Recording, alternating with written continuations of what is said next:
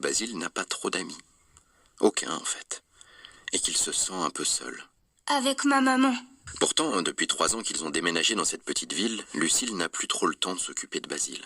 En fait, elle travaille tard, et beaucoup. Lucille a 2 travails. Un mi-temps le matin dans une boutique de chaussures, car elle aime les chaussures. C'est la base. Et à l'école, je suis seule à porter des souliers en cuir. Et ça me rend encore plus... singulier. Oui, car comme tous les enfants de cet âge, il se sent différent. Pour revenir à Lucille, si elle travaille beaucoup, c'est parce qu'elle a acheté leur maison de banlieue qu'elle doit rembourser tous les mois.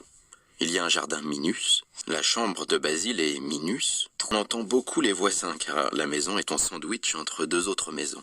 L'une avec une famille qui fait beaucoup de bruit, surtout quand les ados se retrouvent seuls et font la fête.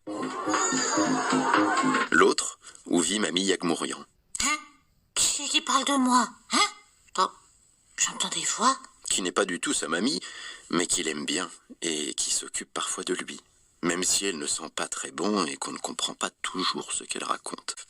Lucille, une fois qu'elle a fini son travail de vendeuse de chaussures, elle rentre à 13h, fait la sieste, va chercher Basile à l'école à 16h30.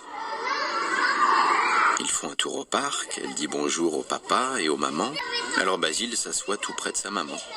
Il regarde les autres de loin sans un mot et quelques minutes plus tard... On y va, maman? Oui, attends un peu, je termine ma conversation. Doc. On y va, maman? Après, il rentre à la maison. Et dors bien. Et à demain. À demain. En partant, la maman de Basile allume discrètement le babyphone caché entre 2 livres de la bibliothèque de son garçon.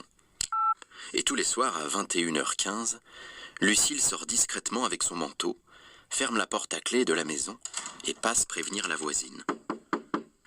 Coucou, Madame Yagmourian. Ça y est, je pars, vous pouvez allumer. Ah oui, travaille bien, ma petite Lucille. Lucille part faire le ménage toute la nuit dans un grand hôtel de la ville. Madame Yagmourian peut écouter les bruits de la chambre de Basile et passer s'il se réveille après un cauchemar. Pourtant, dès qu'il entend la voiture s'éloigner, Basile, qui est loin d'être bête, éteint le babyphone et va discrètement fouiller dans les placards de sa maman et les cartons pas encore déballés de sa vie d'avant.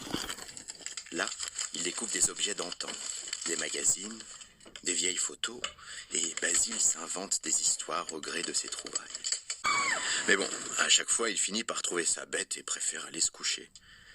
Et tous les matins, à l'aube, pendant qu'il dort, sa maman revient du travail aussi discrètement qu'elle est partie, se recouche 2 heures seulement, puis prépare le petit déjeuner de Basile. Et... Mon Basile,